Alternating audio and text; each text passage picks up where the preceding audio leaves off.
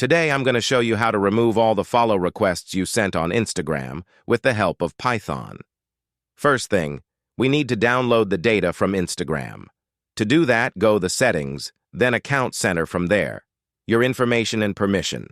Then click Download your information, then click Request a download, click on Select the type of information, then scroll down till you find Followers and Following and click on it. After that, change Date Range to All Time, change Media Quality to Low, and the format to JSON, and click Submit Request. After a couple of minutes, go back to download your information, and you will see that your data is ready. Download it. After that, go to the link in the description and download the repository from GitHub.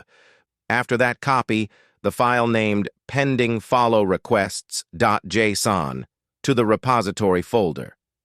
Launch a CMD from the folder and type the command to install requirements. It will take some time. In my case, they are already installed.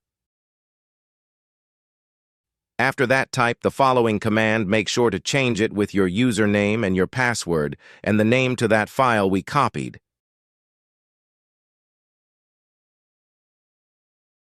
And that's it. The Python script will remove them and usernames will be displayed to you.